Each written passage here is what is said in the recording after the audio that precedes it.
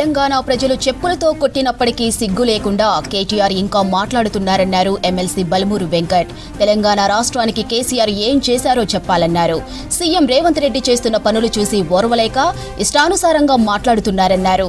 తమ ముఖ్యమంత్రి ఆంధ్రాకు వ్యతిరేకంగా ఎప్పుడూ మాట్లాడలేదన్నారు బల్మూరి. మీ వ్యవహారం ఇలాగే ఉంటే భవిష్యత్తులో తెలంగాణ ప్రజలు చెప్పులు అరిగేలా కొట్టి నీ మెడలో వేసి ఊరేగిస్తారన్నారు బల్మూరి. అరే కేటీఆర్, తెలంగాణ ప్రజలు నీకు సిగ్గు చెప్పినాక కూడా, చెప్పుతోటి కొట్టినా కూడా నీకు సిగ్గు లేకుండా ఉద్దేశపూర్వకంగా ముఖ్యమంత్రి గారి పైన నోటికి వచ్చినట్టు మాట్లాడుతున్నావు. నిజంగా నీకు మీ అయ్యకి సిగ్గు శరం ఉంటే, తెలంగాణ ప్రజల పట్ల చిత్తశుద్ధి ఉంటే 10 ఏళ్ళు మీరు పరిపాలించినప్పుడు తెలంగాణ రాష్ట్రానికి ఏం చేసినో అది చెప్పకపోగా మీరు చెయ్యని పనులు ఈరోజు ముఖ్యమంత్రి గారు చేస్తుంటే అది జీర్ణించుకోలేక తట్టుకోలేక ముఖ్యమంత్రి గారిని ఉద్దేశించి దూషిస్తున్నావు.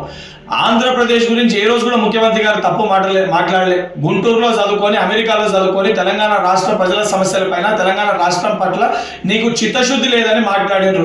నువ్వు సోయి లేకుండా బీఆర్ఎస్ పార్టీని ఆంధ్రప్రదేశ్లో పెట్టినప్పుడు బీఆర్ఎస్ పార్టీ అక్కడ ఏదైతే రాజకీయ లబ్ధి కోసము నన్ను ఆంధ్రప్రదేశ్ ప్రజలు భీమవరంలో పోటీ చేయమంటారు అని చెప్పి నువ్వే ఒక ప్రసంగంలో మాట్లాడినావు.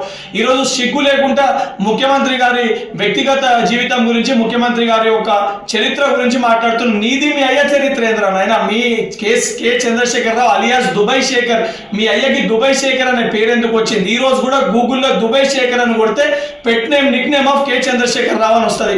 మరి ఆ రోజు దొంగ పాస్పోర్ట్ల పైన మీ అయ్య చేసిన ఘనకార్యం ఏంటి? అవన్నీ మర్చిపోయినావా? గతాన్ని మర్చిపోయి ఉద్దేశించి నువ్వు మాట్లాడుతున్నావు.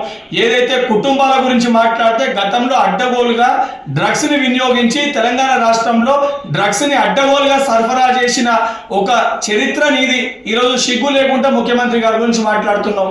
నువ్వు తెలంగాణ ప్రజలు నిన్ను మీ అయ్యని ఇద్దరిని కూడా చెప్పులు అరిగేటట్టు కొట్టారు. అయినా కూడా సిగ్గు లేకుండా ఈరోజు బయటకు వచ్చి మళ్ళేదో నీతివంతులు లెక్క, సత్యహరిశ్చంద్రులు లెక్క మాట్లాడుతున్నావు. నిజంగా నీకు సిగ్గు ఉంటే జూబ్లీహిల్స్ ఉప ఎన్నికల్లో కానీ, సర్పంచ్ ఎన్నికల్లో కానీ నువ్వు పార్టీ వర్కింగ్ ప్రెసిడెంట్ గా అన్ఫిట్ అని చెప్పని ఈరోజు నీ సొంత పార్టీ కార్యకర్తలు మాట్లాడుతారు. స్వయంగా నీ చెల్లెని నువ్వు దయ్యం అని చెప్పి సంబోధిస్తుంది.